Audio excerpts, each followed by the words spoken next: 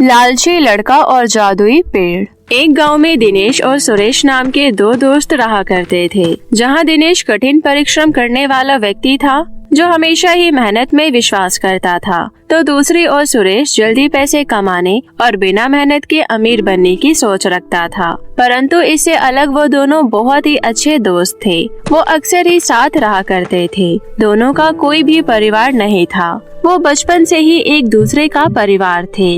दिनेश अक्सर सुरेश को समझाया करता था कि उसे भी मेहनत करनी चाहिए ताकि आगे जाकर उसे कोई परेशानी ना हो, लेकिन सुरेश अक्सर दिनेश की बातों को टाल दिया करता था। अपने जीवन यापन का गुजारा करने के लिए दिनेश जंगल से सूखे पेड़ों की लकड़ियां काटकर बाजारों में बेचा करता था और उन्हीं पैसों से दोनों दोस्तों का गुजारा चलता था। जब भी दिनेश सुरेश से कहता है, सुरेश मेरी मानो तो तुम्हें भी अब काम कर लेना चाहिए। मेरे अकेले लकड़ियाँ बेचने से अब कुछ नहीं होगा। अरे दिनेश, तुम्हारी सोच हमेशा छोटी ही रहेगी। मैं ऐसे छोटे मोटे काम नहीं करूँगा। मैं करूँगा तो एक बड़ा व्यापारी और उसी व्यापार में खूब पैसा कमाऊंगा और बैठ के पूरा जीवन खाऊंगा।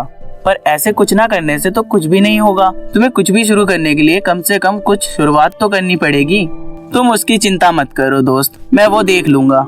अक्सर दिनेश की बातों का सुरेश कुछ इसी तरह से जवाब दिया करता था। एक दिन दिनेश सुरेश को मेहनत का महत्व समझाने के लिए जब जंगल में लकड़ियां काटने जाता है तो वापस घर नहीं आता, जिस कारण सुरेश उसे ढूंढने जाता है, लेकिन दिनेश उसे नहीं मिलता, जिस कारण से उसे उस दिन भूखा रहना पड़ता है। अगले दिन भी कुछ ऐसा ही होता है। यहाँ दिनेश जंगल में ही रहता है ताकि सुरेश को ये समझ आ सके कि जब दिनेश उसके साथ नहीं रहेगा तब सुरेश को अपने खाने पीने के लिए, अपने जीवन जीने के लिए मेहनत करनी ही पड़ेगी। इसलिए उसे अभी से ये सब शुरू कर देना चाहिए। लेकिन दिनेश जैसा सोचता है वैसा होता नहीं है। सुरेश पूरा दिन घर पर ही रहता है बिना खाए पिए। उसे सुरेश की काफी चिंता होती है, जिस कारण दिनेश वापस घर लौट आता है। फिर वो सुरेश को सबक सिखाने का इरादा छोड़ देता है। फिर एक दिन जब दिनेश जंगल में लकड़ियां काट के वापस आ रहा होता है तो सुरेश भी उसके साथ होता है।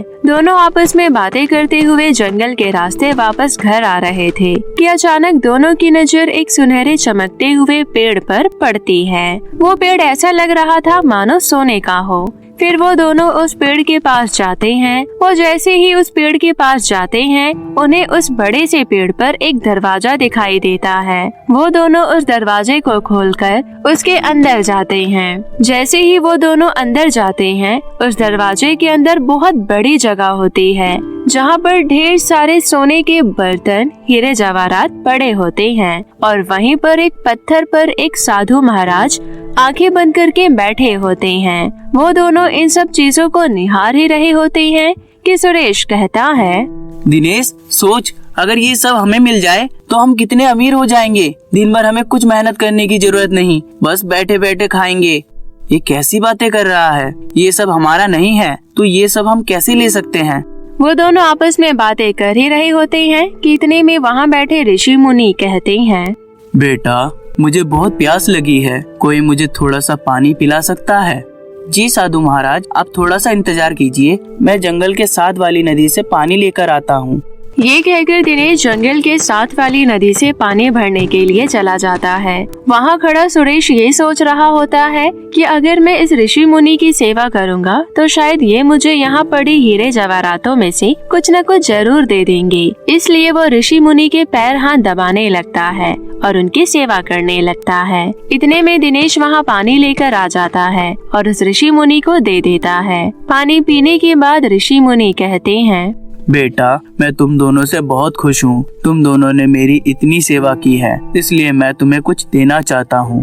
ऋषि मुनि की ये बात सुनकर सुरेश बहुत खुश हो जाता है। उसे लगता है कि अब तो उसे अच्छा खासा खजाना मिलने वाला है, जिससे वो जिंदगी भर आराम की जिंदगी जिएगा। लेकिन होता उसका उल्टा ही है।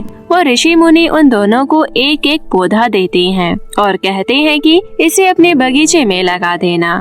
दिनेश खुशी खुशी उस पौधों को रख लेता है, जबकि सुरेश को बहुत गुस्सा आता है कि इतना सब कुछ करने के बाद भी उस ऋषि ने उसे ये सड़ा सा पौधा दे दिया। वो दोनों उस पेड़ के पास जाते हैं कि तभी सुरेश गुस्से में आकर उस पौधे को फेंक देता है, जिससे वो गमला टूट जाता है और पौधा भी खराब हो जाता है। उस पौधों को फेंकने के बाद सुरेश वापस उस पेड़ की गुफा के अंदर जाता है और वहाँ बैठे ऋषि से कहता है, हम दोनों ने आपकी इतनी सेवा की, इतनी मदद भी की, फिर भी आपने हमें एक मामूली सा पौधा दे दिया, जबकि आपके पास इतनी सारी धन दौलत है। आप तो ऋषि मुनि हैं, आप क्या करोगे इतने सारे धन दौलत का?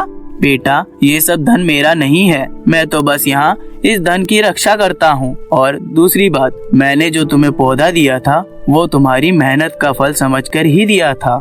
हमारी मेहनत का फल? वो भी मामूली सा पौधा? वो कोई मामूली सा पौधा नहीं था, वो जादुई पौधा था। अगर तुम उस पौधे को अपने बगीचे में लगा देते और उसकी अच्छे से देखभाल करते तो वहाँ पौधा कुछ ही दिनों में एक बड़ा सा पेड़ बन जाता, जिसके बाद तुम उस पेड़ से जो भी मांगते वो तुम्हें मिल जाता। ये मैंने क्या कर दिया? मैंने तो उस पौधे को फेंक दिया, जिससे वो खराब हो गया। यही अंतर है तुम में और तुम्हारे दोस्त में। तुम हमेशा ही जल्दी और बिना मेहनत के अमीर बनना चाहते थे, जबकि तुम्हारा दोस्त मेहनत करके 2 वक्त की रोटी कमाना जानता है और किसी भी प्रकार का लालच नहीं करता। इसलिए आज उसके पास अभी भी वो पौधा है और तुम्हारे पास नहीं। ऋषि मुनि की ये बात सुनकर सुरेश को अपनी गलती का एहसास होता है। उसे समझ आ जाता है कि इंसान बिना मेहनत के कुछ हासिल नहीं कर सकता और अक्सर ज्यादा लालच ही उसके नुकसान का कारण बनती है। इसलिए उस दिन के बाद से वो भी मेहनत करने लगता है और खुद के और अपने दोस्तों के लिए भी पैसे कमाता है। तो मेरे प्यारे दोस्तों, कैसी लगी आपको हमारी ये कहानी? हमें कमेंट करके जरूर बताएं और इसे अपने दोस्तों के साथ भी शेयर करें। और हाँ दोस्तों, अगर आपने अब तक हमारे चैनल को सब्सक्राइब नहीं किया है तो जल्दी से नीचे लाल बटन दबाकर अभी कर ले। तो मिलते हैं आपसे फिर किसी नई कहानी के साथ। तब तक के लिए आप अपना ध्यान रखें। धन्यवाद।